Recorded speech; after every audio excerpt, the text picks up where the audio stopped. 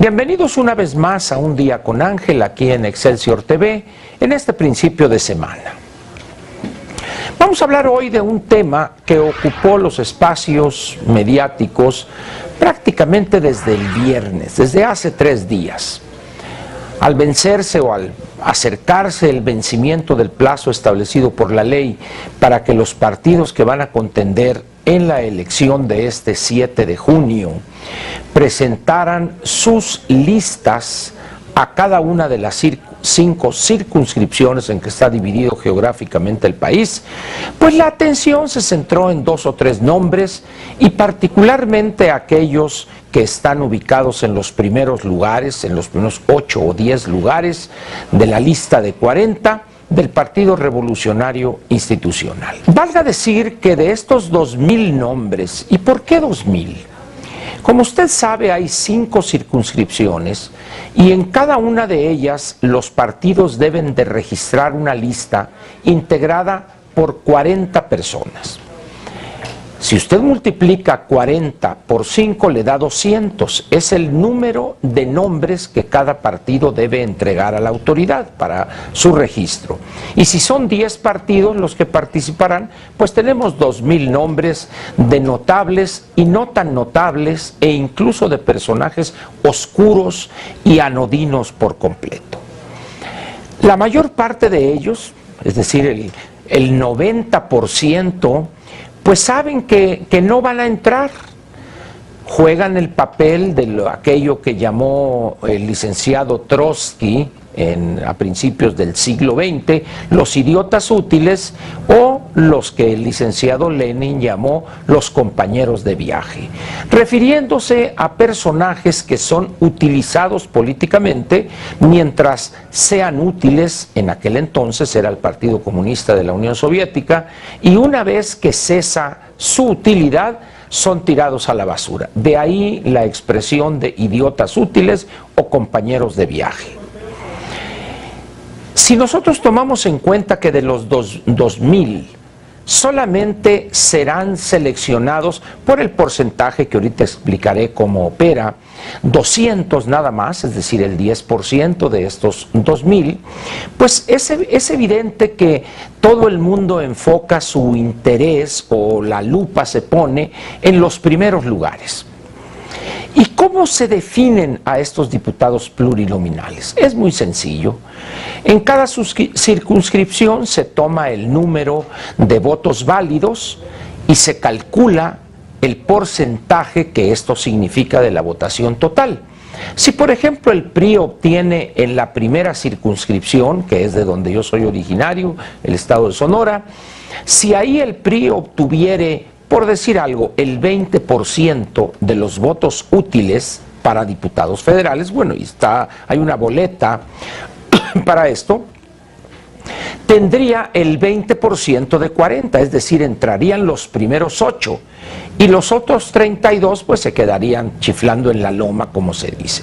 Si algún otro partido, pensemos en el PANAL, por ejemplo, si el PANAL obtuviere el 2%, el 2% de 40 es 0.8 y se ajustaría a 1. Y así se hacen los cálculos, de tal manera que en cada circunscripción se van a definir 40 de los 400, porque repito lo que le dije hace un momento, son 10 partidos, en cada circunscripción cada uno de ellos entrega una lista de 40, entonces es una multiplicación muy fácil, 40 por 10, 400, solo el 10%, es decir, 40 son los que entrarían. Muy bien. ¿Cuál es el origen o cómo surgen estos diputados? Bien, primeramente debe decirse que cuando surgen en el gobierno del presidente Adolfo López Mateos, no se llamaban diputados plurinominales, sino diputados de partido. Fue un mecanismo ingenioso y útil que en aquel entonces el gobierno del presidente López Mateos tuvo a bien presentarle al Congreso para su aprobación, para que las minorías políticas, que en aquel entonces eran verdaderamente minorías, valga la redundancia y perdónemela, muy menores, pues tuvieran acceso a la Cámara de Diputados. Si bien el Partido Acción Nacional ya había obtenido unos cuantos triunfos por mayoría relativa, es decir, en algunos de los 300 distritos en el que estaba y está dividida la República territorialmente, pero era insuficiente esto, un país que ya empezaba a mostrar a principios de los años 60 una diversidad política que no estaba representada debidamente en la Cámara de Diputados. Había legislaturas donde el PRI obtenía los 300 diputados, en otros eran 298, 297, etc. En aquella época había personalidades de partidos opositores al PRI que realmente representaban algo en el país. Al margen de las simpatías que pudiera haber tenido el licenciado Vicente Lombardo Toledano, era un personaje. Adolfo Cristliev Ibarrola en el Partido Acción Nacional, y así unos cuantos más. Eran verdaderas figuras políticas que con sus escritos, con sus intervenciones públicas, en conferencias o lo que fuere, planteaban temas que se incorporaban a la agenda nacional.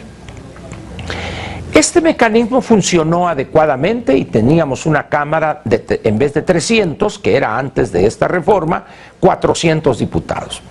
Si no estoy equivocado, fue en el gobierno del licenciado José López Portillo, donde esto se amplía a 500 y se crea el concepto de diputados plurinominales con 200, es decir, tendríamos ya a partir de esa fecha una Cámara con 500 diputados y designados mediante el mecanismo que hace unos momentos le describí a usted. El mecanismo tuvo por objeto profundizar y extender la representación de los partidos en la Cámara de Diputados. Sin embargo, había otro objetivo.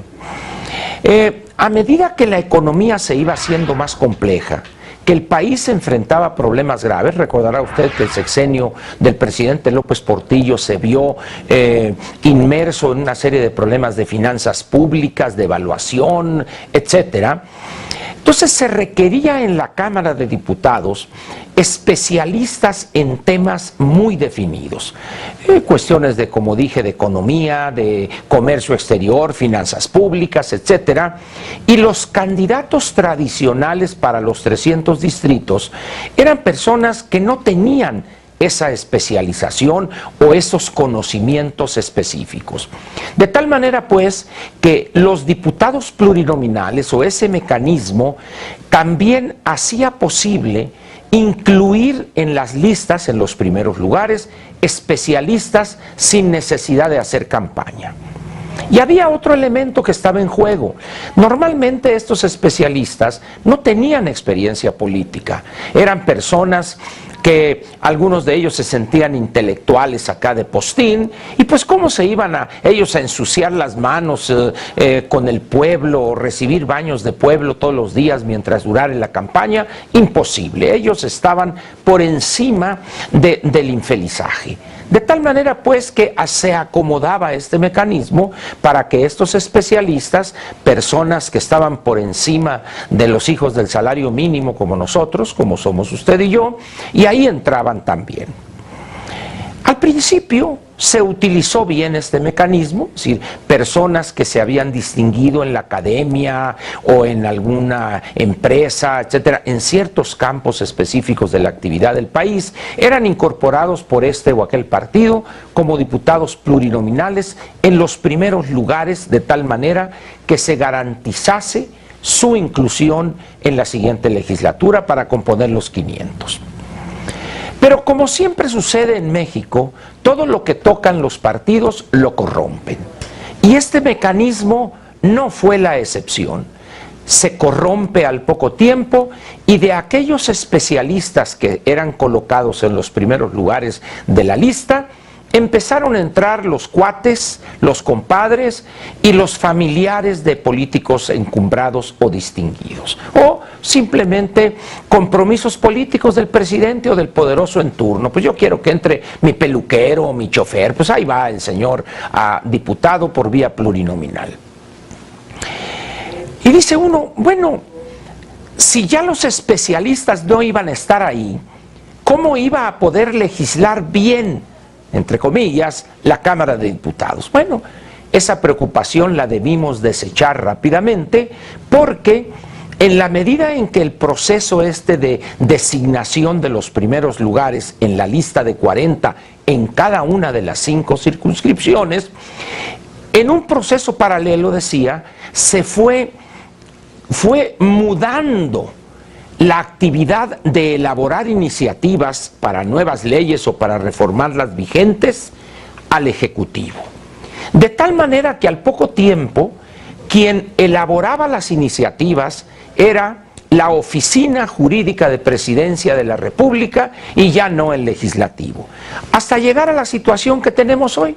Usted puede meter en los primeros lugares a cuates, compadres, a personajes tan experimentados, por ejemplo, para las mentadas de madre, como es Carmen Salinas, por ejemplo, que se escucharán esas mentadas con una voz fuerte, sonora, eufónica en la Cámara de Diputados, e hijos, hijas, sobrinos, compadres, amigos de políticos encumbrados. De tal manera que no se preocupe usted por la elaboración de iniciativas para nuevas leyes o para reformar las vigentes o parte de las vigentes, porque esa tarea se realiza, como le dije, en el Poder Ejecutivo, en Presidencia de la República, para ser más exactos. De tal manera, pues, que estamos ante una situación donde el Poder Legislativo es un poder que ni puede ni legisla. ¿Y por qué puede hacer ese trabajo el Ejecutivo? Porque es en las estructuras de este poder donde está el talento y el mejor capital humano del país.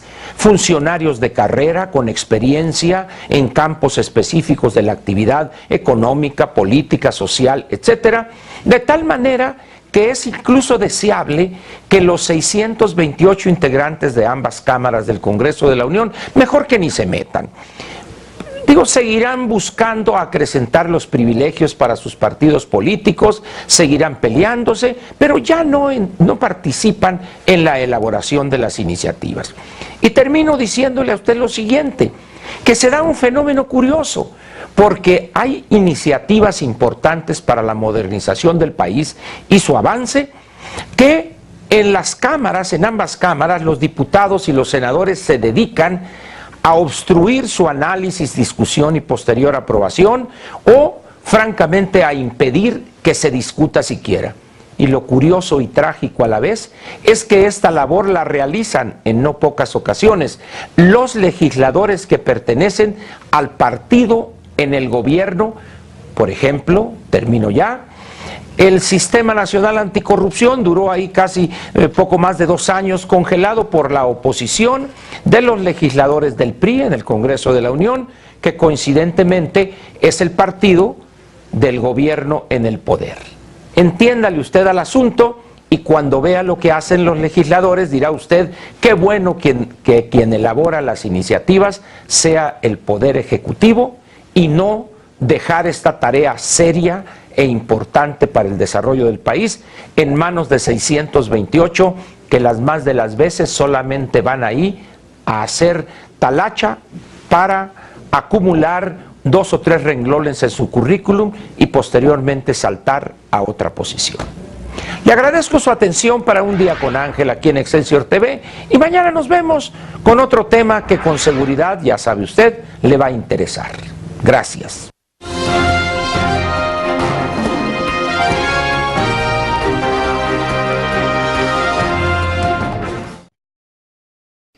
Te invitamos a seguir cuestionando la información con los siguientes videos.